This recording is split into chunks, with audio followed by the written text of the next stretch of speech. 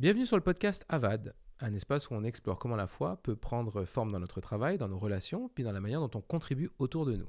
Dans chaque épisode, on s'intéresse à ce qui se forme en nous, à ce qui nous guide intérieurement et à l'impact que notre travail peut avoir autour de nous. Aujourd'hui, j'ai le plaisir d'accueillir Cindy Bouchard. Cindy, c'est la présidente d'IFX Productions. C'est une entreprise qui accompagne les organisations dans la création de vidéos corporatives stratégiques. Elle évolue dans un univers où la communication, l'image et l'impact sont centraux. Il faut capter l'attention, mais il faut rester fidèle à ce qu'on veut vraiment transmettre.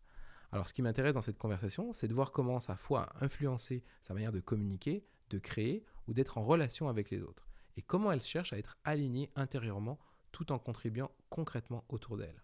Alors je vous souhaite une bonne écoute.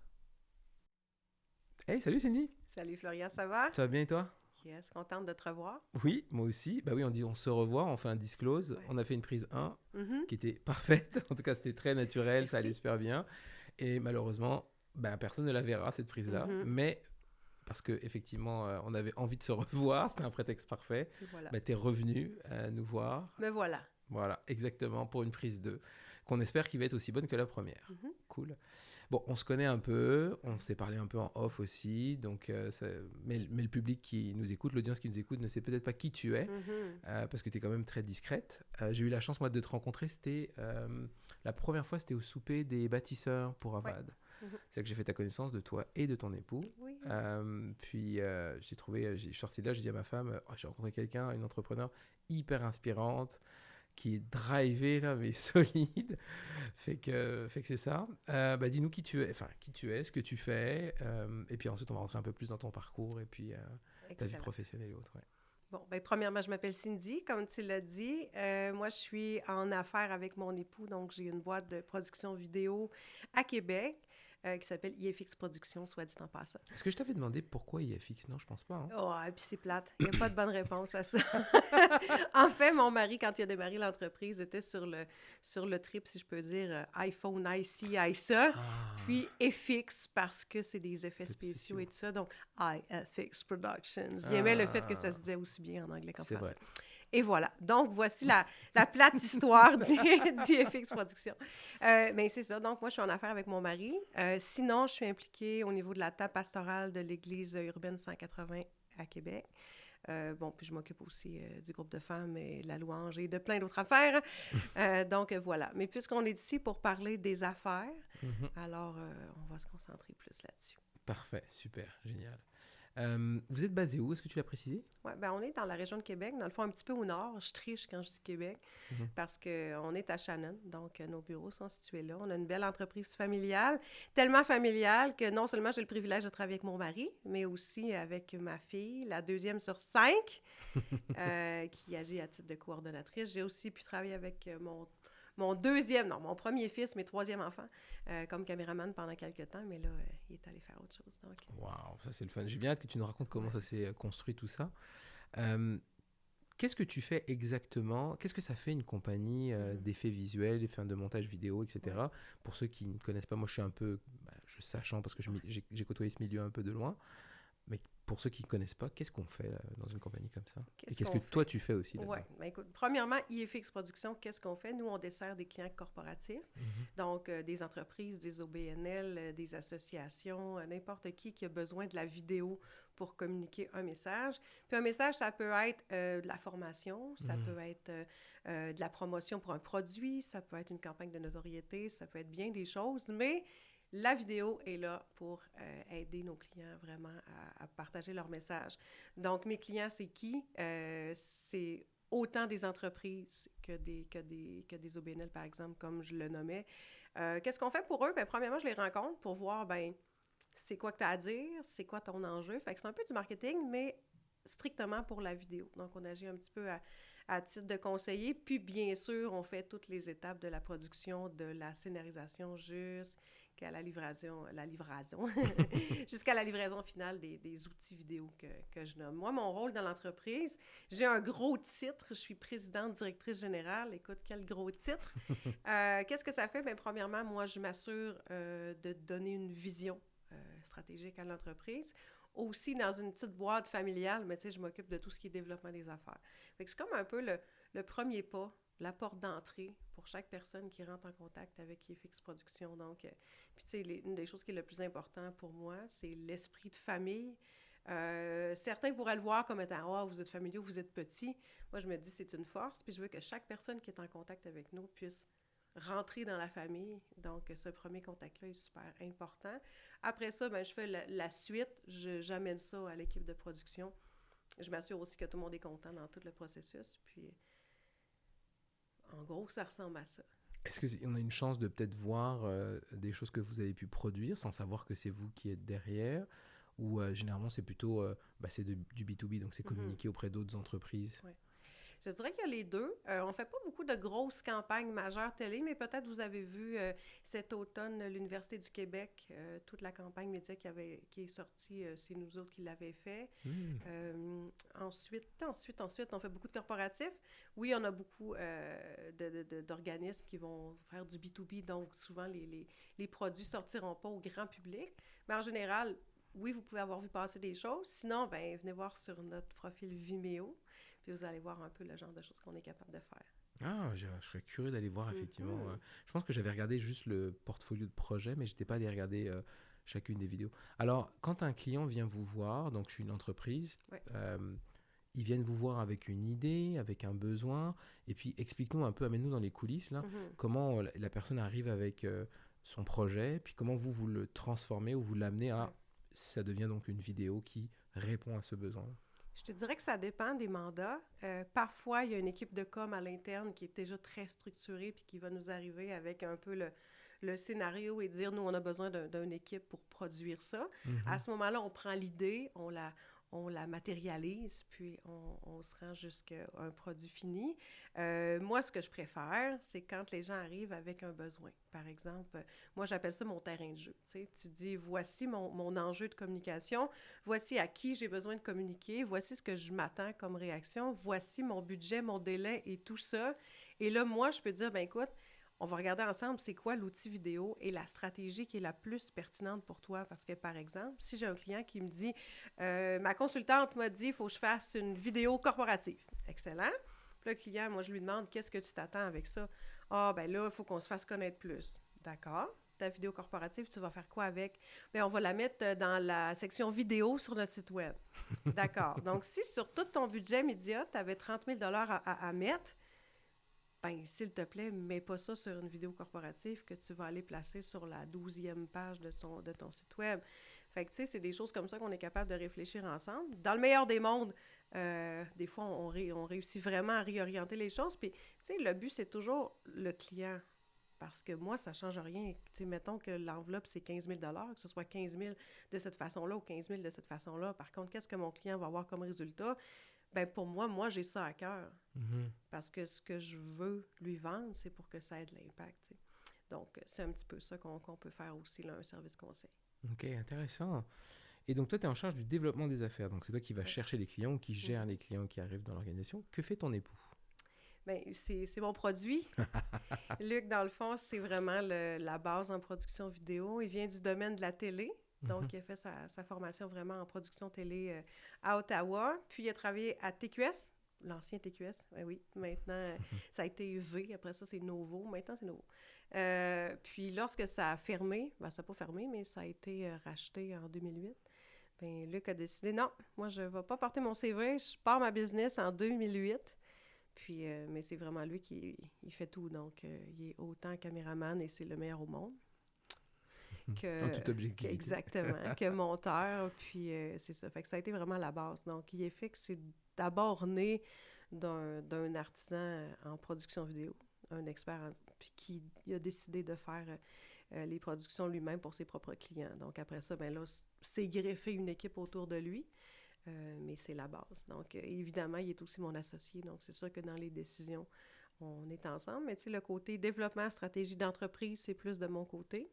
De son côté, c'est une fois qu'on a l'idée puis le scénario, mais comment est-ce que lui peut mettre son expertise pour amener la vision le plus près possible, puis matérialiser vraiment ce qui est sur papier pour qu'à la fin, ce soit la vidéo qui réponde aux attentes là, puis aux objectifs. Donc là, ça fait 2008, donc ça fait fait quand même un petit bout maintenant que vous êtes en business. Mhm. Ça roule depuis un certain temps. Ouais. Mais là, on arrive au portrait parfait. Donc, deux associés, un couple, 5 enfants, un business qui va bien et tout Mhm. ça.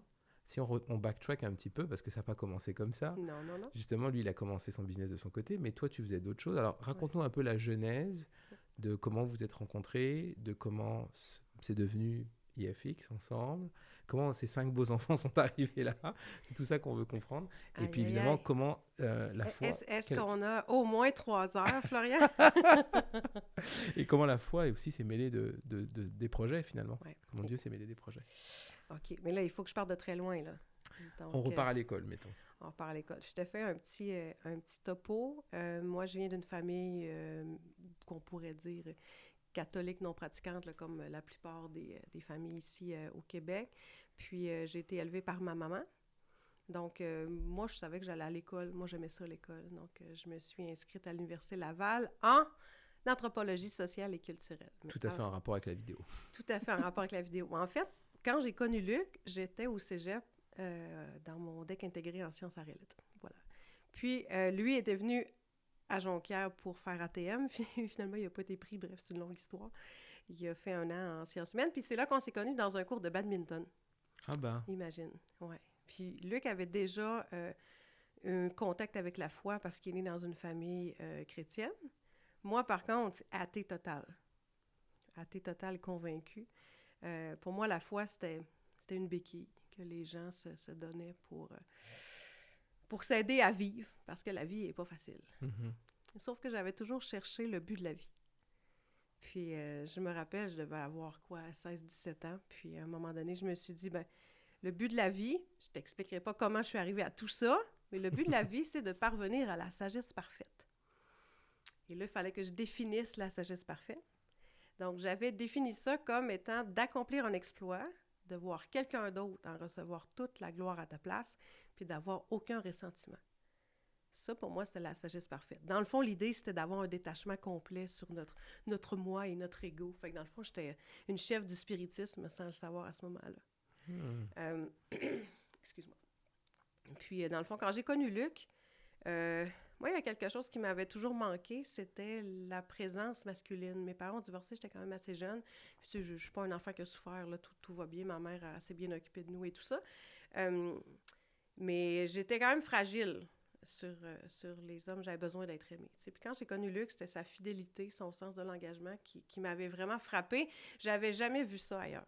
Fait que c'est ce qui a fait qui m'a un peu attirée envers lui. Donc, tout ça pour dire qu'on a fini par se marier quelques temps après ça. Mais là, si tu te rappelles, moi, je m'en vais en anthropologie sociale et culturelle.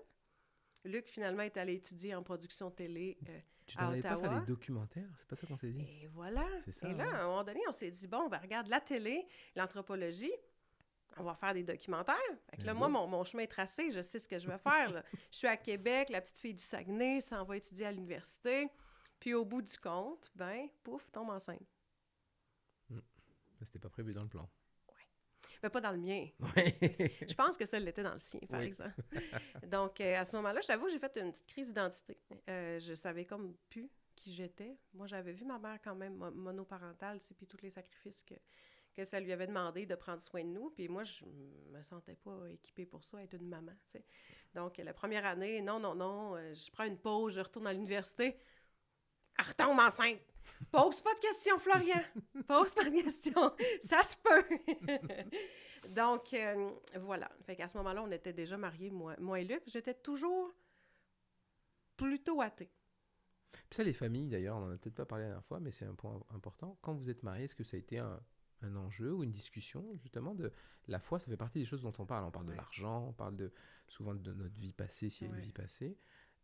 Ça a-tu été un point de tension? C'est sûr que dans ma famille, Luc passait pour un extraterrestre. Là. Personne ne le comprenait. Là. C'était comme, c'est quoi cette affaire-là? Puis, écoute, un point drôle aussi que je t'ai pas dit. Qu'est-ce qui a fait en sorte qu'on a accroché ensemble?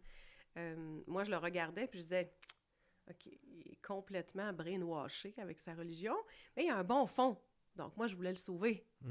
Puis lui, il se disait, bon, OK, elle est un peu dans le champ au niveau de ses comportements, mais le fond est bon. Donc, mutuellement, on voulait se sauver. Fait que ça a comme été très drôle. Mais bon, au bout du compte, ça a l'air que c'est lui qui a réussi. Bref, donc dans ma famille, c'est sûr qu'il y a eu des questionnements. Personne ne comprenait. De leur côté, ben c'est sûr qu'eux autres, ils se disaient, ben pourquoi cette fille-là, tu sais, qui n'a pas la même foi que toi? Donc ça a quand même créé des malaises, mais tout le monde a été respectueux. Je me rappelle, ma belle-mère, elle m'a toujours accepté. Des fois, je voyais bien que je n'étais pas son premier choix. La grand-mère de Luc qui mettait toujours des tracts chrétiens dans ma valise quand je repartais, ça, c'était drôle.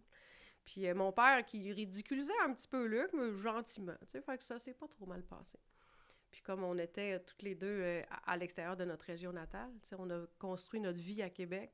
La famille de Luc à Sorel, la mienne est plus au Saguenay. Donc, mais ça n'a jamais été un problème majeur pour nous. En tout cas, ça l'a été pour eux. On l'a pas trop su. Donc, ça a bien été. Si je reviens, université, les deux filles, et voilà. Fait que, bon, à ce moment-là, j'ai quand même fait une bonne grosse crise d'identité. Comme je te disais, moi, je savais où je m'en allais, là. J'allais faire un bac, une maîtrise, un doctorat. J'allais sûrement finir par revenir enseigner à l'université après avoir été faire des documentaires, tu sais. Mais là, je savais que je voulais pas laisser mes filles à la garderie à 3 mois. Fait qu'il y a eu un gigantesque débat. À ce moment-là, Dieu n'est pas encore dans ma vie. Il y a quand même des valeurs qui sont présentes. Puis, tu sais, ma mère a été un modèle de présence, de disponibilité. Tu sais, moi, j'ai su que ça existait des services de garde à l'école. J'étais sortie de l'école, là. Parce que toujours, je revenais manger à la maison. Donc, c'était pas pour moi une option. Fait que j'ai fait un gros « OK, tant pis. Je sais pas quand est-ce que je vais retourner à l'école, mais ça sera pas maintenant. » Est-ce qu'il y a des personnes qui ont une influence là-dessus? As-tu demandé ton avis? Parce que, petit aparté là-dessus, c'est un sujet qui me touche particulièrement. Les femmes, vous avez beaucoup de pression sur ce que vous devez faire et pas faire. Ce que vous devez être ou pas être. Et il y a une fausse liberté de vous dire, ben non, mais la solution évidente, le choix évident, c'est que tu ailles bosser. C'est comme genre, c'est un no-brainer, tu devrais. Si tu le fais pas d'ailleurs, c'est même très étrange que tu... Et toi, tu as quand même fait quelque chose d'assez contre-intuitif. Tu dis, attends, mais oui, j'avais une carrière, oui, il y avait un cheminement, oui, il y avait une prédestination, mais là, ce que j'ai vécu, j'aimerais ça que mes enfants le vivent aussi, ma présence, ma proximité avec eux, etc. Donc, comment tu fais quand tu es dans une société qui te pousse vers quelque chose, où en fait, il n'y a pas de choix, c'est juste, tu devrais aller là, sinon c'est bizarre. Comment tu fais toi, ou peut-être que ça a commencé à travailler en toi, mais tu ne le savais pas, qui tu vas chercher comme modèle ou comme appui pour te dire, OK, c'est ça que je m'en vais faire. Je te dirais que j'ai une qualité et un défaut, j'ai une méchante tête de cochon. Donc, la plus grande influence que j'ai dans la vie, et pardon, ça fait très arrogant, mais c'est moi-même. J'ai besoin d'être alignée avec mes convictions. Puis, pour moi, c'était un non-sens. C'est drôle que tu parles du fameux choix, parce que, tu sais, j'ai commencé à écrire un livre qui est encore écrit dans ma tête, OK? Puis, un des exemples, c'est justement sur l'illusion du choix. Parce que je me dis, dans le temps, les femmes n'avaient pas le choix. C'était la maison, tu prends le nom de ton mari, tu restes là, puis sois belle et tais-toi. La génération de ma sœur, que j'appelle, ma sœur est un peu plus vieille que moi, là, ça a été, tu vas travailler, tu fais ça, c'est l'émancipation par ça, t'as plus d'enfants ou je sais pas trop quoi. Puis là, on arrive dans c'est l'illusion du choix, parce qu'on dit « Ouais, mais vous autres, les filles, vous avez le choix. » Ben, le choix d'essayer de tout faire en même temps, puis de jamais être une vraie mère, jamais être une vraie carriériste, jamais être rien. Donc, c'est-tu vraiment toujours un choix ou c'est juste une pression? Je sais pas. En tout cas, bref. Donc, tout ça pour dire que pour moi, ça a juste sonné comme ça. C'était naturel. J'étais pas capable de me faire à l'idée que j'allais mettre au monde des enfants pour leur dire, à partir de la naissance, ben, je t'aime, mais tu viendras me revoir à 6 heures. J'y arrivais pas. J'aime bien ton image. Pas. Je t'aime, mais je viendrai te voir à 6 heures. Ça marchait pas, donc voilà. Fait que, mais je l'ai eu dur, là. Tu sais, quand je te parlais de crise d'identité, là, j'ai eu l'impression d'être plus rien. Je suis tombée en semi-dépresse. J'étais seule, j'avais personne. Mais maintenant que je sais que Dieu est souverain et merveilleux, je sais qu'il m'a emmenée dans ce désert-là. Et le désert, je parle pas de mes enfants. Je parle de mon état psychologique et identitaire par rapport à tout ça. Pour déconstruire l'identité que moi, je m'étais construite pour pouvoir venir me chercher puis me dire « Hey, toi, tu m'appartiens, puis un jour, ton identité, tu vas l'avoir construite sur moi. » Je poursuis ma très longue histoire. Désolée, j'ai l'impression de faire un monologue. Non, c'est parfait. Mais à ce moment-là, je me sentais vraiment toute seule parce que, tu sais, une jeune fille, dans le fond, je tombe enceinte à 19 ans. À 22 ans, j'avais 2 enfants. Je restais encore à côté de l'université. J'avais plus de contact avec mes amis. Tu sais, On avait 2 vies complètement différentes. C'est ça que j'allais dire. Ouais.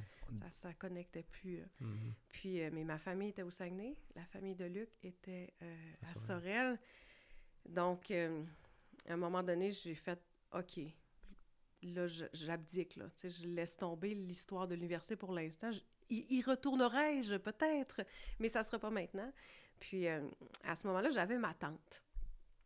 Ma tante qui avait commencé à vendre des produits de beauté.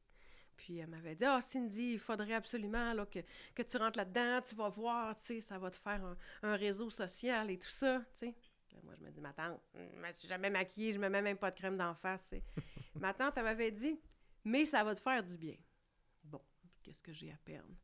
Fait que je commande ma petite mallette à 151 $. Puis je vais dans une des rencontres. Puis honnêtement, ce qui m'avait touchée la première fois, c'est que dans ces femmes-là, il y avait toutes sortes de femmes. Il y avait des avocates, il y avait des enseignantes, il y avait des femmes honnêtement, qui avaient des statuts enviables, qui avaient décidé d'aller dans cette entreprise-là pour les valeurs, pour la liberté que ça donnait, pour toutes sortes de choses.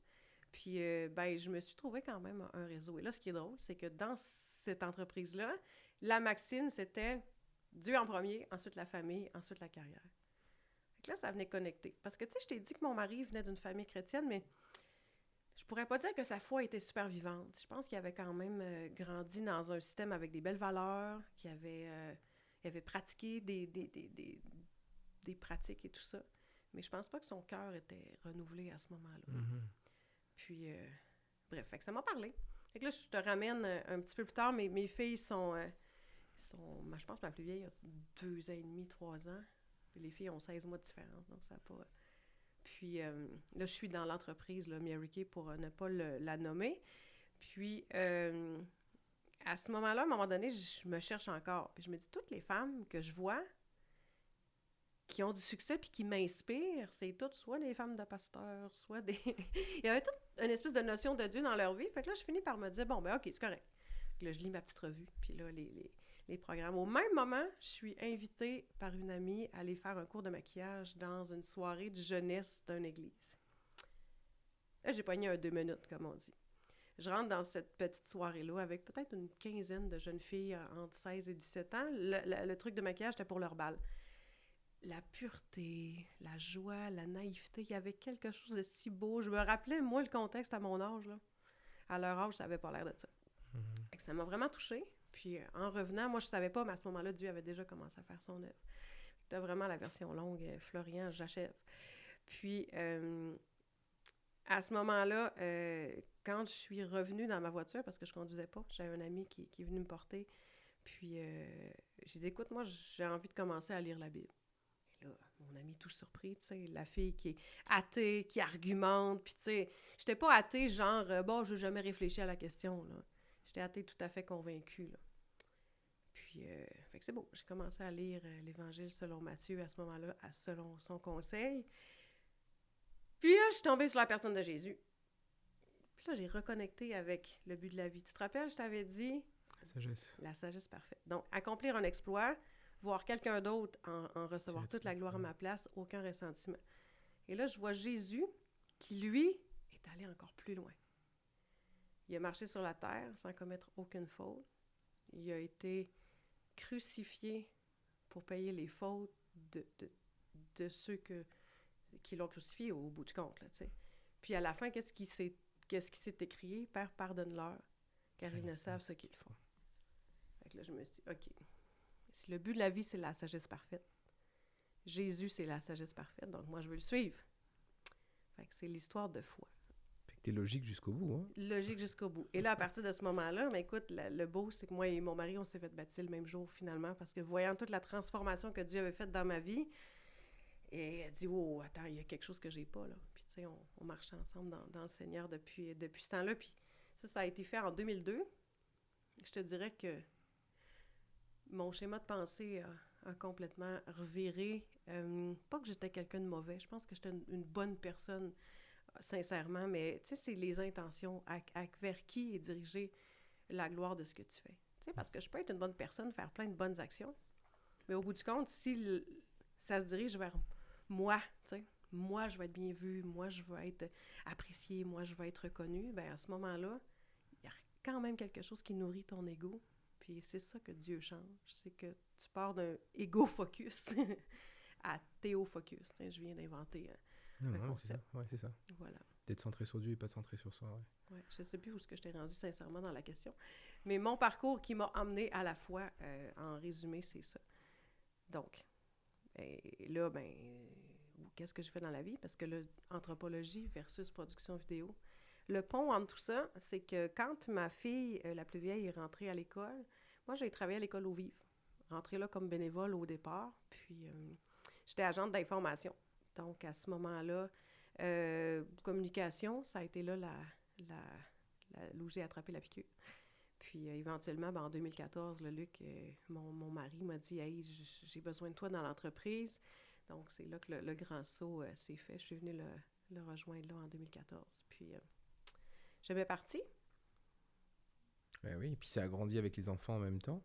Ouais. Comment super inspirant cette portion-là, comment tu as cette conviction après du retour? Tu m'en avais parlé la dernière fois, parce que finalement tu trouves quand même une place dans laquelle tu es reconnu.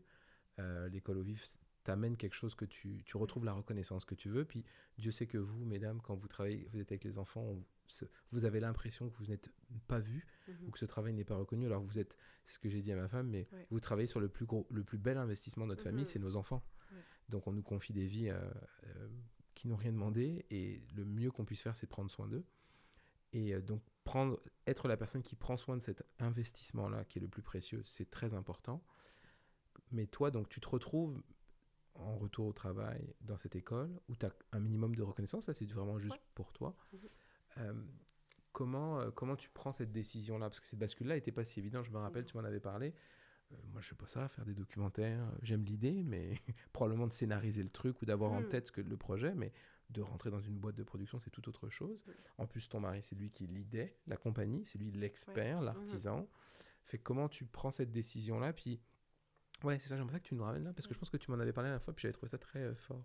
Ouais, dans le fond, c'est vraiment Luc qui m'a dit « J'ai besoin de toi », puis je me disais « Oui, OK ». Mais qu'est-ce que je vais faire, tu sais? À l'école, j'avais un peu tout conçu, les communications là-bas. Puis, tu sais, c'était mon terrain de jeu dans le sens que je me sentais bien et à l'aise. Puis là, comme tu l'as dit, rentrer dans un monde que je connais moins, la business aussi, tu sais, l'entrepreneuriat. J'ai toujours été vendeuse dans la vie de nature, mais qu'est-ce que serait ma place au sein de l'entreprise? Aussi, un couple en affaires, ça l'amène son lot de défis, là, tu sais. Donc, puis je voulais pas amener puis écraser ma vision. J'ai quand même un peu de leadership dans la vie, donc c'est facile pour moi de prendre les rênes de quelque chose, et je voulais pas prendre les rênes de l'entreprise de mon mari puis avoir l'impression de le traîner dans mes projets. Donc, la décision était difficile. Au début, moi, je pensais que je serais capable de faire les deux. Fait que j'ai même pris un consultant pour m'aider à gérer mon temps. Puis là, on regardait mon horaire, puis il disait... Cindy, même les gens les plus organisés ne pourraient pas être une mère à temps plein, impliquée dans son église à temps plein, travailler à l'école à temps plein et avoir une entreprise à temps plein. Mathématiquement, ça se peut pas. Donc, c'est là que j'ai vraiment décidé de laisser aller l'école. Mais Dieu avait vraiment mis la conviction que là, c'était correct, c'était le temps. Puis, il avait prévu une personne pour remplacer. Donc, je suis partie en paix. Mais avec Luc, au début, ça a été de trouver ma place. Je me suis rendu compte que ma force, c'était le développement des affaires, que j'étais quelqu'un de très people. Tu vois, mon mari est très, très cadré, très donné, très rationnel. Puis moi, je suis très émotif, people, l'amour, bon. Donc, même nos visions stratégiques, tu sais, moi, j'étais comme, OK, je vais aller faire du réseautage, je vais m'impliquer dans des groupes, tu sais, Luc, ça a arrêté le SEO puis les machines, tu sais. Fait que bref, comment est-ce qu'on a réussi à arrimer tout ça? Mais je pense que la clé, ça a été vraiment définissons nos zones de génie mutuel et respectons-les. Parce que si chacun, on essaie d'emmener l'autre dans notre univers, avec, tu sais, ça a pris, mettons, une couple d'années. Au début de mon côté, syndrome de l'imposteur x1000. Je me croyais pas, là. Quand j'allais réseauter en affaires, j'avais l'impression d'être la toute petite qui avait rien à dire. Puis au bout du compte, je me suis rendu compte, écoute, j'ai un bagage d'accumuler dans la vie. J'ai 5 enfants, tu sais, fait que j'ai de quoi à dire. Puis finalement, j'ai été mis en contact avec des femmes qui avaient réussi, puis qui sentaient pas le besoin de le montrer aux autres, si je peux dire ça comme ça. Donc, puis avec ces femmes-là, je me suis sentie à ma place. Donc, pas de de fessage de coude, si je peux dire. Donc, avec Luc, ça a été ça. On a rapidement dit, ben voici mes forces, voici les tiennes. Puis dans ça, je te soutiens, je te fais confiance. Des fois, on s'obstine, là. Mais au bout du compte, c'est ça qui doit transcender le tout. Parce que sinon, on va toujours essayer de tout mener les décisions à deux. C'est pas utile pour l'entreprise, c'est pas utile pour le couple, c'est utile pour personne. Donc, je pense que c'est ça qu'on a vraiment établi qui est bien, puis que je donnerais en conseil à un couple en affaires, c'est certain. Puis d'un point de vue spirituel, toi, je me souviens quand on avait cette conversation-là, et peut-être que je me trompe là, mais qu'il y avait eu un combat aussi parce qu'il y avait une question d'identité encore. C'était un deuxième renoncement. Tu avais ton premier qui était de dire, là je m'en vais pour être anthropologue, la voie est toute tracée. Donc, premier combat, non, en fait, ce qu'on me demande ou ce que je ressens, c'est de devoir m'occuper de mes enfants. Là, il y a un nouveau combat parce que tu retournes au travail, tu trouves un certain équilibre. Là, ça y est, tu trouves ta balance. Et là, soudainement, c'est encore... il faudrait que tu droppes ça et tu t'en vas dans la compagnie de ton mari. Donc en plus, c'est toi qui vas devoir apprendre probablement pendant un temps de lui pour être crédible at some point dans ton rôle, je peux imaginer. Ça, comment as-tu perçu cet aspect-là? As-tu vécu ça à nouveau encore de cette identité-là de... Non. Moi? Non, parce que même si l'école au Vive, c'est quand même un milieu, tu sais, qui est propice au partage de la foi et tout ça. Comme je t'ai dit tantôt, je suis quelqu'un qui agit sur des convictions. Donc, quand je suis partie, j'avais la conviction que c'était sûr. Je ne savais pas exactement de quelle façon ça se déploierait. Mais je savais que Dieu serait avec moi, puis qu'on allait avoir ce qu'il fallait. Puis, tu sais, moi, j'ai une drôle d'image. Suis-moi. Je dis, on est des vaches, notre rôle, c'est de brouter. Donc, OK, mon rôle, c'est d'adorer Dieu, c'est de le connaître plus, c'est de le faire connaître. Donc, le milieu où il me place, ben, c'est juste le pâturage où est-ce qu'il me met. Donc, tu sais, à l'école au Vive, c'était propice. Maintenant, ça a été, ben, dans le contexte où je suis là, comment ça peut devenir propice aussi, tu sais. Par exemple, le fait d'avoir une entreprise, ben, ça me donne la liberté d'horaire qui me permet d'être impliquée dans plein d'autres choses. Tu sais, si, mettons, moi, j'ai envie d'aller faire un suivi en relation d'aide à 8 heures le matin, ben je peux. Au pire, je travaille le soir, tu sais. Fait que c'est des choses comme ça, puis... C'est le cas? C'est ce que, par exemple, c'est le genre oui, de dilemme que tu peux avoir. C'est intéressant. Ça peut arriver. C'est intéressant. Puis tu sais, parce que oui, je l'ai eu, la lutte que je me disais, ben Seigneur, je comprends plus. Tu sais, qu'est-ce que t'attends de moi? Le monde de la business, c'est un monde de faux. Encore là, j'ai eu des préjugés à défaire de mon propre... parce que c'était pas vrai. C'est pas vrai que le monde de la business, c'est juste une gang de fakes qui pensent juste à l'argent puis qui font des mensonges pour vendre. Tu sais, c'est pas vrai. Il y a des gens de qualité, des gens de cœur, des gens merveilleux que j'ai rencontrés en affaires que j'ai pas rencontrés dans d'autres contextes, là, tu sais. Puis là, je me disais, aide-moi à voir les avantages du terrain, du pâturage dans lequel tu m'as placé, parce que mon objectif reste le même. Que tu sois dans une entreprise, que tu sois en direction, que tu sois sur le plancher, peu importe. Si tu es un croyant, ton rôle sur la terre, c'est de connaître Dieu davantage et de le faire connaître à travers ta propre vie. Donc, tu sais, si je m'étais menti à me dire, ben, je sais pas, ma mission, c'est l'école au Vive, ben, je serais allée à côté de ça. Donc, Seigneur, qu'est-ce que dans ce milieu-là, je peux voir comme avantage pour servir l'objectif de ma vie qui est de glorifier au final. Puis c'est vraiment là que je me suis dit la flexibilité d'horaire, le fait aussi que, tu sais, je veux dire, je peux porter des messages. J'ai pu filmer des témoignages. On a l'émission L'heure de la bonne nouvelle qu'on produit chez nous, tu sais. Fait que c'est toutes sortes de moyens que Dieu met à notre disposition pour le servir à travers ce qu'on fait. Mais même quelqu'un qui serait dans n'importe quel type d'entreprise, si tu vends des chaussures, par exemple, ben chaque personne qui est devant toi, même si tu es un vendeur de chaussures dans une petite succursale, chaque personne qui est devant toi est un envoyé. Puis comment est-ce que tu peux l'aimer puis être un reflet de la personne de Dieu dans sa vie, tu sais. Fait que je pense que l'idée est là. Oui, c'est vraiment important. T'appuies sur le point le plus important, je pense, dans la mission, notamment d'Avad.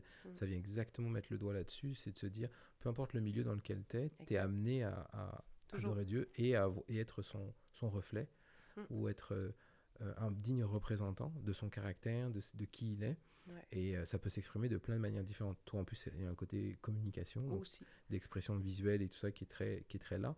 Mais comme tu le disais aussi, il n'y a pas de... il n'y a pas de place ou d'industrie ou de domaine ou de niveau hiérarchique où lequel tu pourrais pas... Partout, tout le temps. Tu pourrais pas le faire, Puis exactement. qu'est-ce que c'est être un témoin, dans le fond? C'est juste rendre témoignage de ce que tu as vu et entendu. Donc, si Dieu est présent dans ta vie, tu fais même pas exprès, puis tu l'exposes. Parce que sa lumière est sur toi, tu sais. Puis je pense que le pire, c'est quand on essaie de pousser des fruits, de faire porter quelque chose. Non, laisse transpirer l'amour de Dieu à travers toi. Puis premièrement, il faut que tu en sois rempli, tu sais. Ça me rappelle quelque chose. Tu sais, moi, j'ai un peu un tempérament pastoral dans la vie. Je suis très berger comme personne. Puis j'ai eu cette petite crise-là. Tu sais, je vais être dans le ministère à temps plein, je vais être dans le ministère à temps plein. Puis j'ai eu tendance à négliger un petit peu les pâturages dans lesquels Dieu m'avait placé. Jusqu'à ce que, ben, premièrement, je me suis repentie de ça. T'es qui, toi, pour dire que ce pâturage-là a moins de valeur que celui-là, tu sais? Puis, c'est vraiment là que je me suis dit, ben Seigneur, c'est là que tu m'as placé. Montre-moi qu'est-ce que tu veux que je fasse. Puis peu importe, tu sais, je me dis que tout ce qu'on fait ici sert à sa gloire de toute manière. Donc, Mais j'aime bien ton analogie de pâturage pour ne pas s'attendre. Ce que j'aime de ça, c'est de pas forcément s'attendre à rester à un endroit, premièrement. Ouais. Et c'est-à-dire qu'il y a peut-être des saisons et des périodes. Je te rejoins là-dessus parce que moi j'ai été en entreprise et ensuite je suis tombé à mon compte. Et c'était clairement pas dans ma tête le moment choisi, le timing, c'est ça que j'avais envie. Pas du tout. Mais c'est arrivé comme ça. Et que de se dire que peu importe d'un pâturage ou un autre, je fais la même chose, je broute. Donc j'aime bien ton idée, c'est qu'en fait je dois faire la même affaire, mais en fait on m'amène juste à faire autre chose. Puisque tu dis, je le répète parce que je trouve que c'est vraiment important que les gens le retiennent quand on en parle là maintenant, le ministère, ça n'est pas forcément l'Église. Exact. Sinon, et même quelquefois, j'ai envie de dire, ça peut devenir un point focal trop fort. Parce que finalement, on se dit, bah, je fais la bonne chose, je suis dans l'Église. Ah ouais. Puis ça génère un deuxième truc aussi, c'est les œuvres. Et là, on oublie que ça a déjà été accompli, ça a déjà été fait. Exact. Et c'est pas ce qu'on va faire de plus qui va ajouter des éléments supplémentaires. Maintenant, on sait qu'on s'entend que parce que tu portes du fruit, il y a des choses qui vont émerger de toi, mais pas l'inverse. Donc je pense que c'est important de se le dire, ou quelquefois le point focal c'est bah oui, moi je vends des chaussures dans une petite boutique cachée quelque part, c'est bien plus important ce que je peux faire à l'église. Oui, mais non, tu le sais pas. L'exemple, je me rappelle dans un film, t'as peut-être vu ce film-là, tu sais, il mettait en avant un concierge qui, à chaque soir, il travaillait de nuit, à chaque soir priait sur le casier de chacun des jeunes. Il y a eu un mouvement incroyable qui a été fait pour Christ dans cette école-là. Puis, tu sais, mettons, ce monsieur-là, là, est-ce que quelqu'un aurait dit « Hey, c'est lui qui a le plus gros ministère au monde. » Il a pris son pâturage, là où Dieu l'a placé. « Seigneur, comment veux-tu que je te serve? » Puis lui, pendant qu'il était tout seul, il n'y avait personne dans l'école. Okay? Est-ce qu'il aurait pu dire « Ben moi, j'ai aucun témoignage. » Il a prié pendant des soirs et des soirs, toute une année, à chacun de ses chiffres. À chaque fois qu'il passait devant un casier, il priait pour le jeune à qui ce casier-là appartenait. Et tu vois, c'est fait 100% dans l'ombre. Mais dans l'ombre, qui voit? Tellement Dieu. Le Père. Ouais. Le Père voit. Puis des fois, mais je pense qu'on a tendance à mal mesurer. Premièrement, c'est quoi un témoignage? On a tendance à mesurer un témoignage en fonction de qu'est-ce que nous, on peut produire pour montrer la gloire de Dieu. Écoute, la gloire de Dieu n'a pas besoin de toi pour être montrée, mais le Seigneur, il décide de dire, ben regarde, connais-moi et tu vas tellement me connaître, je vais tellement transformer tes qui, ça va respirer moi. Ça, c'est être un témoignage. Essaye pas de produire un témoignage. Être témoin, c'est mettons que tu es témoin d'un crime, ça veut dire que tu as vu quelque chose, donc tu es en mesure d'en parler. Ben, être un témoin de Christ, ça veut dire que tu as vu ce que Dieu a fait dans ta vie, tu as lu ce que dans sa parole, tu crois en ses promesses. Ben, maintenant que tu as ça, tu es son témoin. Et à travers toi, à travers ce que tu témoignes de lui, les gens le voient. C'est ça. Arrêtons de se mettre une fausse pression religieuse de devoir produire la gloire de Dieu. Tu ne seras jamais capable de la produire. Par contre, Dieu t'appelle à la refléter. Pourquoi? Ben, parce que c'est lui l'image parfaite. Toi, tu es son reflet. Aime-le et va. Amen. Comment aujourd'hui, justement, tu commençais à en parler, justement, comment ça se transcrit ou ça transparaît maintenant dans ton travail, autant dans la façon dont tu gères peut-être ton business, donc avec des clients, etc., partenaires et autres, et comment ça prend place aussi peut-être avec des employés. Ouais. Puis peut-être que ça a peut-être jouer sur ton caractère. Tu disais toi-même aussi que quand tu as été transformé, tu as senti des choses dans ton caractère. Là, j'aborde beaucoup de sujets en même temps, mais dans ton caractère, avec tes clients, peut-être aussi, puis comment ça se manifeste aussi dans ta façon de manager. Il me semble pas, d'ailleurs, quand on en avait parlé la dernière fois, que tu avais eu des projets de litigieux, litigieux, tendancieux, sur lesquels tu aurais pu dire « je suis pas à l'aise ».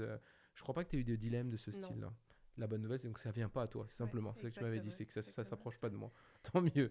Mais s'il y en avait, oui, il y a des choses que je suis prête à dire, mais regarde, c'est pas le budget, la notoriété ou quoi que ce soit. J'ai le privilège d'être en affaires, donc je peux dire, ben ce projet-là, il va pas... Mais bon, il y avait tellement de questions dans ce que tu as dit. Premièrement, de quelle façon est-ce que ça change ma façon de gérer? Comment tu le vis et comment tu le gères? Ouais. Je te dirais que dans le plus gros, c'est beaucoup le fait que je veux que chaque personne... Tu sais, le Seigneur me dit que chaque personne porte une partie de son image, et chaque personne qui arrive devant moi ou devant nous ou qui est en contact avec nous, ne serait-ce que par courriel, je veux qu'il sente qu'il est important. Je veux qu'il sente qu'on est là pour lui. Puis pas juste pour faker du service. Là, donc, à toutes les étapes, puis dans mon équipe, c'est hyper important. Moi, tu viens pas parler en mal de mon client. Ça, c'est super important. Ou tu donnes plus que ton maximum à chaque fois que tu as la possibilité, à chaque fois que tu rentres en contact avec un de mes clients, avec un de mes collaborateurs. Puis tu sais, c'est ce qui fait qu'on fidélise, par exemple, des collaborateurs, des gens qui disent « Ah, mon Dieu, j'ai hâte que tu m'appelles, je sais pas, il y a un petit quelque chose, j'aime ça, venir travailler avec vous autres. » Tu sais, le fait qu'on est... Une autre chose aussi pour moi, c'est la transparence. Ma vie, c'est un no bullshit zone. Tu vas toujours avoir la vérité. Donnée avec amour, mais la vérité. Donc, je pense que ça aussi, c'est quelque chose que les clients aiment, parce qu'on est dans un monde de faux, on est dans un monde d'apparat, où on va te dire ce que tu veux parce que c'est de cette façon-là qu'on peut aller soutirer quelque chose de toi. On se revire, puis on a une autre façon de dire les choses. Là. Donc, ça, c'est vraiment super important pour moi. Puis dans la gestion au quotidien, ben tu sais, je te parlais de famille, on est très familial. Puis tu sais, j'ai un employé pour l'instant qui n'est pas ma famille, puis mais il se sent comme si, puis chaque personne qu'on accueille, c'est la même chose pour les clients. Donc ça, c'est la façon, je te dirais, rapidement, qui fait une grosse différence dans mon approche. Puis ça teinte tout le reste. J'aurais une petite question segment là-dessus, sur la question de la famille. Tu vas comprendre pourquoi, je vais te ramener là, mais pour pas l'oublier. Tu as dit des choses hyper importantes, je veux le répéter pour que les gens l'entendent bien, ça. L'excellence dans ton travail, l'importance de l'excellence dans ton travail, de comment tu veux livrer le meilleur de ce que tu peux donner. Pas le meilleur de ce que ça va t'amener à te brûler, à être pas bien, etc., mais le meilleur de ce que tu peux donner, le meilleur de soi. La manière dont tu veux que l'autre se sente face à ça, à toi et puis à ton service, à ce que tu proposes, etc., que la personne se sente bien, qu'elle se sente accueillie, pour être le reflet de ce en quoi tu crois et tes valeurs, l'authenticité / transparence. Ouais. Quand tu deals avec moi, il n'y a pas de son de cloche, c'est la même chose. Ce que je te dis là, je te le redirai 10 minutes plus tard, de la même manière, mais pesé et pondéré. J'aime bien quand tu dis ça, je le dis tout le temps moi aussi, amour et justice, donc ça veut dire, c'est dit vérité, mais il y a c'est à vérité, mais compassion en même temps pour la personne.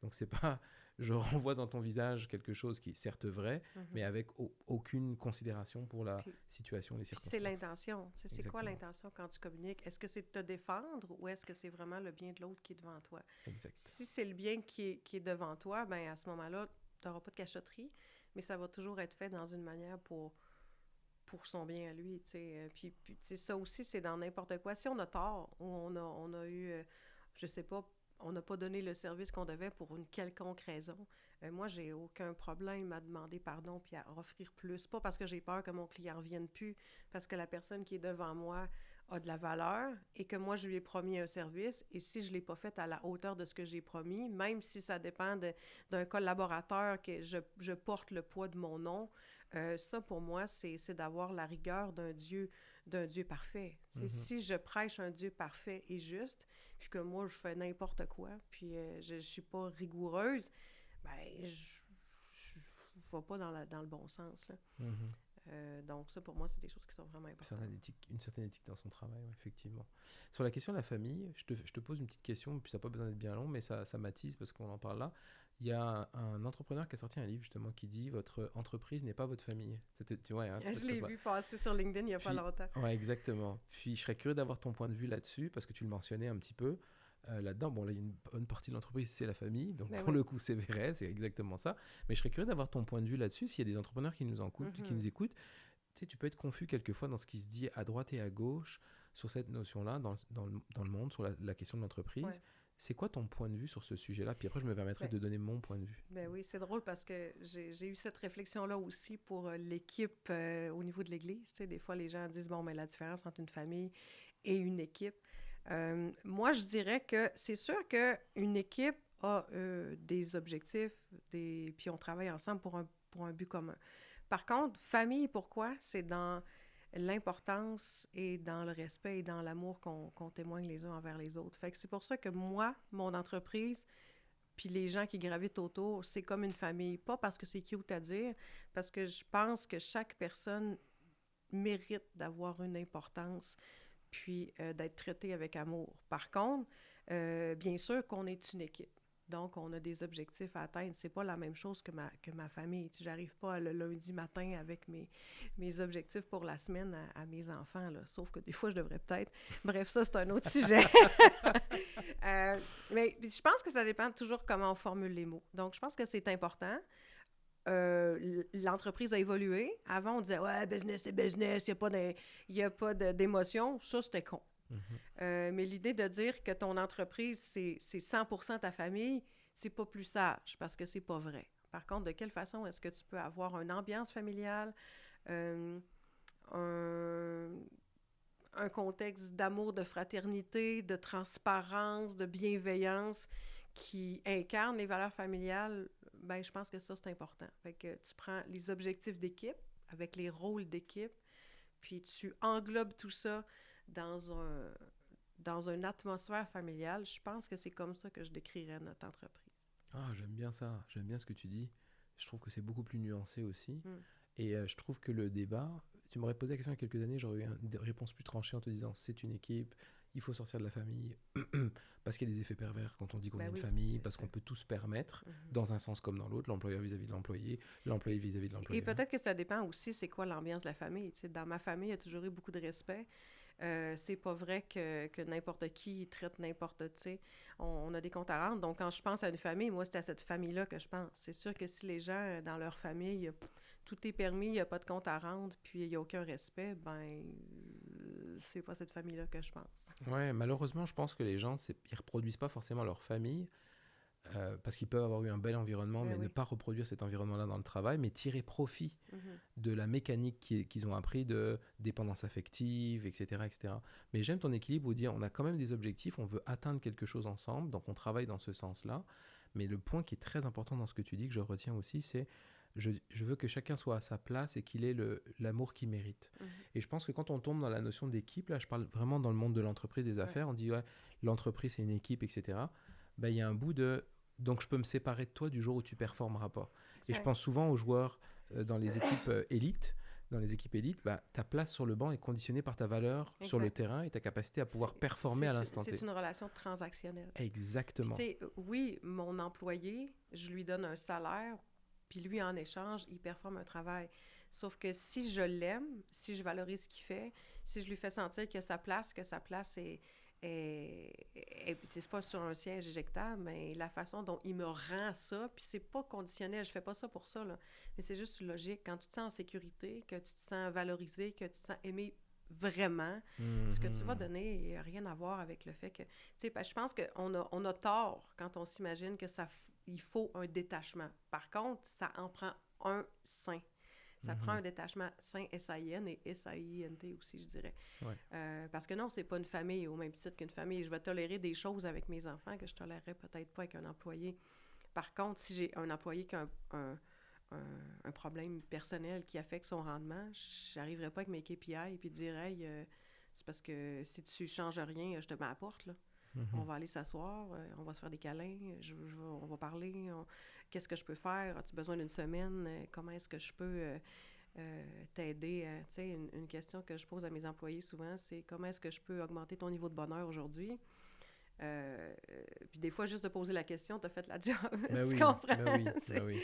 Parce que c'est-à-dire qu'il y a quelqu'un qui me voit et qui a à cœur que je vive bien les choses, quelles qu'elles soient les circonstances.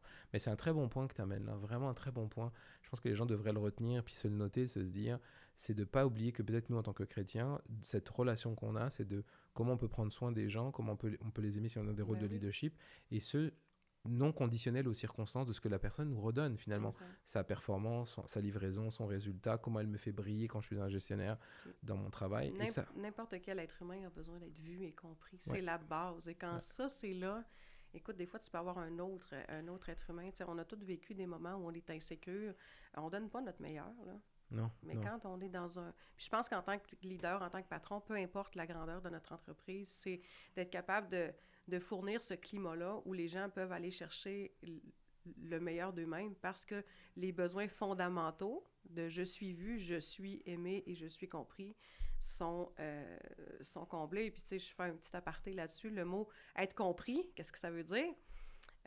Ça veut pas dire nécessairement qu'on est d'accord puis qu'on va tout faire ce que tu veux, mais au moins, si je te connais, je prends la peine de te connaître.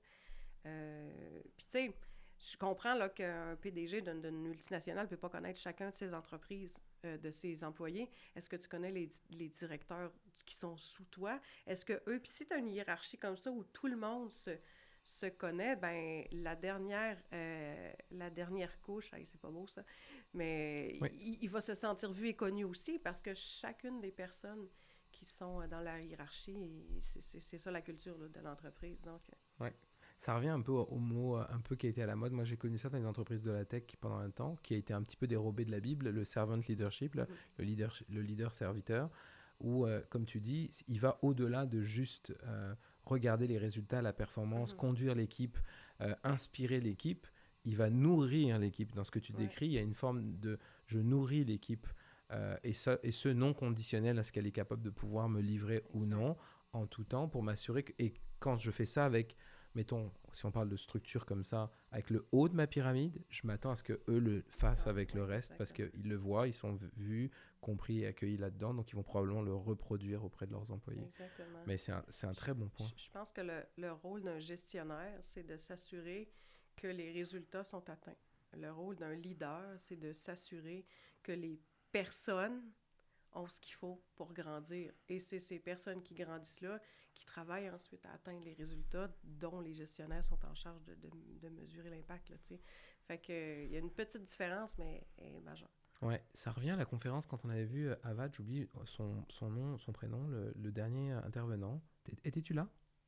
Non, la conférence Avad, j'y étais pas. Ouais, mais tu regarderas si la conférence est disponible, enfin les conférences sont disponibles. Et il parlait justement de l'intendance et il dit qu'il y avait deux choses que Dieu nous a données. Il donnait du temps et des gens.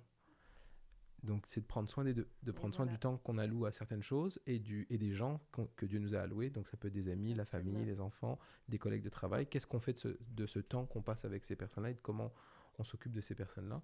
Je trouvais ça très bon comme élément qu'on ne retient pas forcément en tête. Tout à fait. Un petit point sur juste ce que tu produisais. Est-ce qu'il y a eu quelque chose dont tu étais un produit, une vidéo que tu as produite justement où tu sentais que vraiment c'est de Dieu là, genre c'est venu à moi, puis j'ai pu faire quelque chose vraiment qui moi me dépasse à some point, puis que j'ai pu amener un peu de ma conviction personnelle dans ce projet-là. Est-ce qu'il y a quelque chose comme ça, on pourrait inviter les gens à aller le regarder? Ça veut pas dire, alors on va faire un petit disclaimer. S'il y a des clients qui écoutent, il n'y a pas un client qui est moins aimé qu'un autre, c'est pas pour vous ça. aime tous les clients. C'est ça, exact. Il n'y a pas un projet qui est moins bon, mais il y en a peut-être un où tu t'es dit, oh, mais c'est fou, c'est ce projet, les chances que je le fasse, ou que ça arrive comme ça, ou que je puisse le produire de cette façon-là, j'ai vu Dieu agir là-dedans. C'est difficile. Peut-être qu'il y en a, mais on dirait qu'il y en a juste un qui me vient en tête présentement, puis tu sais, c'est pas gigantesquement gros. Il y a quelques années, on a travaillé pour IMB Mission Board, qui était un projet qui s'appelait Forgotten 50, qui était pour, aux États-Unis, entre autres, que les gens soutiennent pour la mission au Québec au niveau des cégeps et universités.